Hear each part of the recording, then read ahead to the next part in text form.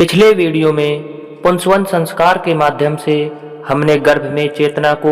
दिशा देने की प्रक्रिया को समझा था।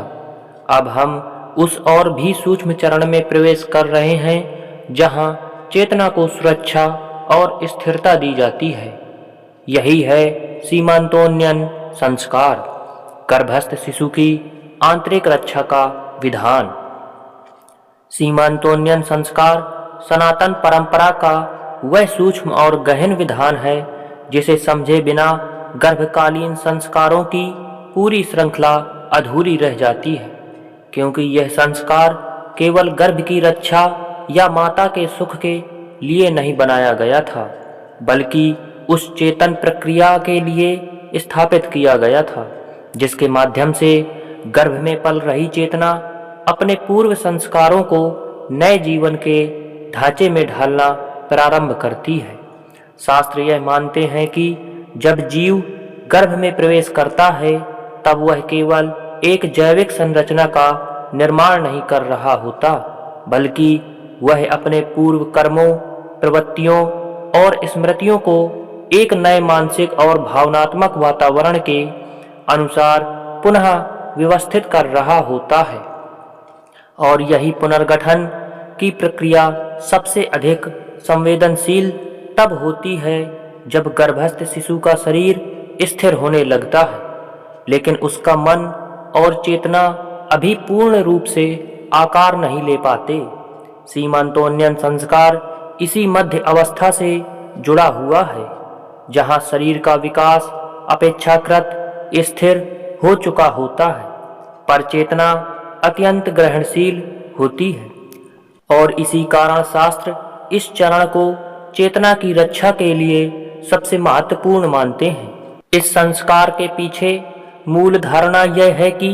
गर्भ में चेतना शब्दों, उपदेशों या बाहरी घटनाओं को उनके प्रत्यक्ष रूप में नहीं समझती, बल्कि वह वातावरण में उपस्थित भावों, तनाव, शांति और भय और असुरक्षा को बिना किसी विवेकात्मक छलनी के साथ आत्मसात कर लेती है। और यही भाव आगे चलकर उसके स्वभाव, उसकी प्रतिक्रिया प्रणाली और उसके जीवन को देखने के दृष्टिकोण का आधार बन जाती है। शास्त्रों के अनुसार गर्भावस्था के मध्य महीनों में माता का मन सबसे अधिक अस्थिर हो सकता है, क्योंकि इस समय स्त्री केवल शारीरिक परिवर्तन से नहीं गुजरती, बल्कि वह अपने अस्तित्व की भूमिका में भी एक गहरा परिवर्तन अनुभव करती है। वह अब केवल स्वयं के लिए नहीं जी रही होती, बल्कि उसके भीतर एक और जीवन विकसित हो रहा होता है। और यही बोध उसके मन में कभी आनंद, कभी भय, कभी जिम्मेदारी का दबाव और कभी असुरक्षा उत्पन्न कर सकता है। यदि इस अवस्था में माता को केवल शारीरिक देखभाल तो मिले, लेकिन मानसिक और भावनात्मक सुरक्षा न मिले, तो उसके भीतर उत्पन्न होने वाली यह अस्थिरता गर्भस्थ चेतना तक अवश्य पहुंचती है, क्योंकि शास्त्र यह स्पष्ट करते हैं कि माता और गर्भस्थ शिशु के बीच संबंध केवल रक्त और शरीर का नहीं, बल्कि भाव और चेतना का भी होता है। सीमांतोन्नयन संस्कार इसी संबंध को पहचानते हुए माता के मन को आश्वस्त करने का विधान देता है, ताकि वह यह अनुभव कर सके कि वह अकेली नहीं है, कि उसका अनुभव स्वीकार्य है और कि गर्भावस्था कोई बोझ नहीं बल्कि एक पवित्र उत्तरदायित्व है। इस संस्कार का उद्देश्य माता को यह स्मरण कराना है कि उसका मानसिक संतुलन अब केवल उसका निजी विषय नहीं रहा, बल्कि गर्भ में पल रही चेतना के निर्माण का आधार बन चुका है। और इसीलिए उसके विचार, उसकी भावनाएं और उसकी प्रतिक्रियाएं अत्यंत महत्वपूर्ण हो जाती हैं। जब माता स्वयं को शांत वातावरण में देखती है, जब उसके चारों ओर सहमति और समर्थन का भाव होता है, तब उसका मन स्वाभाविक रूप से स्थिर होने लगता है। और यही स्थिरता गर्भ में पल रही चेतना तक पहुंचती है। शास्त्र यह भी स्पष्ट करते हैं कि सीमांतोन्नयन संस्कार का उद्देश्य किसी विशेष परिणाम की कामना नहीं है, ना ही यह किसी प्रकार के भाग्य निर्धारण का कर्मकांड है, बल्कि यह एक सजग हस्तक्षेप है जिसके माध्यम से गर्भकाल को अचेतन रूप से गुजरने देने के बजाय उसे चेतन जीवन चरण के रूप में जिया जाता है। इस संस्कार के माध्यम से माता पिता दोनों को यह स्मरण कराया जाता है कि गर्भावस्था केवल प्रतीक्षा का समय नहीं है, बल्कि यह वह काल है जब संतान के भीतर उसकी प्रतिक्रिया प्रणाली, उसकी भावनात्मक संरचना और उसके जीवन के प्रति दृष्टिकोण की नींव रखी जा रही होती है। यदि इस काल में माता पिता अपने जीवन को थोड़ा धीमा करें, अपने संवाद को अधिक सजग बनाएं और अपने भावों को अधिक संतुलित रखने का प्रयास करें, तो वे संतान को कोई तैयार भविष्य नहीं देते, बल्कि उसे ऐसा मन देते हैं जो भविष्य को समझने और संभालने में सक्षम हो। यही कारण है कि सीमंतोन्नयन संस्कार को गर्भस्थ शिशु की रक्षा का संस्कार कहा गया है, क्योंकि यह रक्षा बाहरी खतरों से नहीं बल्कि आंतरिक अस्थिरता, भय और अवचेतन टूटन से होती है। शास्त्रों की दृष्टि में यदि गर्भ में चेतना को संतुलन, सुरक्षा और स्वीकार का अनुभव मिल जाए, तो वही अनुभव आगे चलकर जीवन के संघर्षों में भी शिशु को भीतर से टूटने से बचाता है, क्योंकि उसकी चेतना ने प्रारंभ से ही स्थिरता को अनुभव किया होता है। सीमंतोन्नयन संस्कार को यदि केवल एक गर्भकालीन विधि के रूप में देखा जाए तो उसकी आत्मा समझ में नहीं आती, क्योंकि शास्त्र इस संस्कार को गर्भस्थ शिशु की रक्षा से भी अधिक माता की चेतना की स्थिरता से जोड़ते हैं। और इसका कारण अत्यंत स्पष्ट है कि गर्भ में पल रही चेतना को प्रथम और सबसे गहरा अनुभव माता की मानसिक अवस्था ही होती है। शास्त्र यह स्वीकार करते हैं कि गर्भस्थ जीव अपने पूर्व संस्कारों के साथ आता है, लेकिन वे यह भी स्पष्ट करते हैं कि उन संस्कारों के प्रकट होने की दिशा नया वातावरण तय करता है, और गर्भकाल का वातावरण उस दिशा का मूल निर्धारक होता है। सीमंतोन्नयन संस्कार इसी बिंदु पर हस्तक्षेप करता है, जहां गर्भस्थ चेतना अभी पूर्ण रूप से स्थिर नहीं हुई होती और माता का मन भी स्वयं को नए अस्तित्व बोध में ढाल रहा होता है। इस अवस्था में माता के भीतर अनेक सूक्ष्म द्वंद्व उत्पन्न होते हैं, जिनमें से कई वह स्वयं भी स्पष्ट रूप से पहचान नहीं पाती, जैसे एक ओर गर्भावस्था का आनंद और मातृत्व की स्वीकृति, तो दूसरी ओर भविष्य को लेकर भय, शरीर में हो रहे परिवर्तनों से उत्पन्न असहजता, सामाजिक अपेक्षाओं का दबाव और अपने पुराने जीवन के खो जाने की अनकही पीड़ा।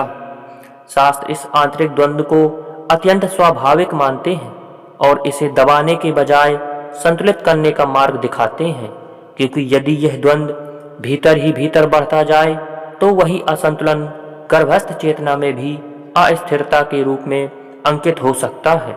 सीमंतोन्नयन संस्कार का मूल उद्देश्य इसी अनकहे तनाव को पहचानना और उसे सामाजिक, पारिवारिक और मानसिक समर्थन के माध्यम से संतुलित करना है, ताकि माता अपने भीतर यह अनुभव कर सके कि उसका भावनात्मक अनुभव स्वीकार्य है और उसे अकेले वहन नहीं करना।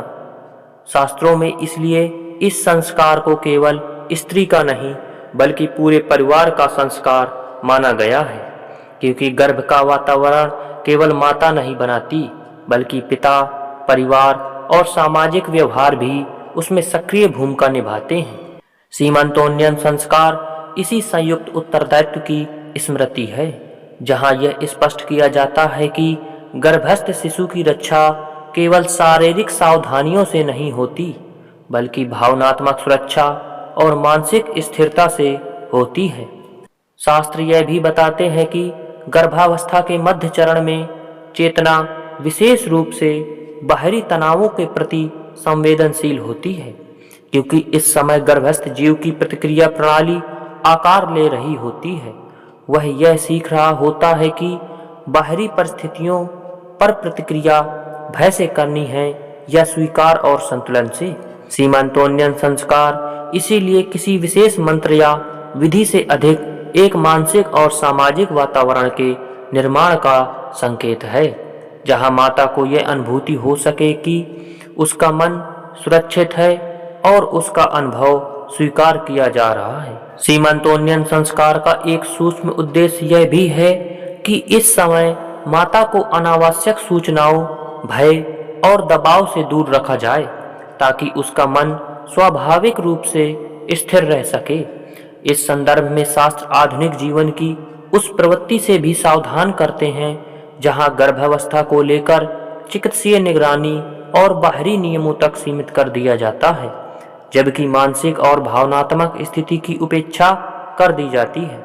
शास्त्र यह नहीं कहते कि चिकित्सीय देखभाल आवश्यक नहीं है, लेकिन वे यह अवश्य कहते हैं कि यदि गर्भकाल में केवल शरीर पर ध्यान दिया जाए और मन को अचेतन छोड़ दिया जाए तो गर्भस्थ चेतना असंतुलन की अवस्था में विकसित हो सकती है।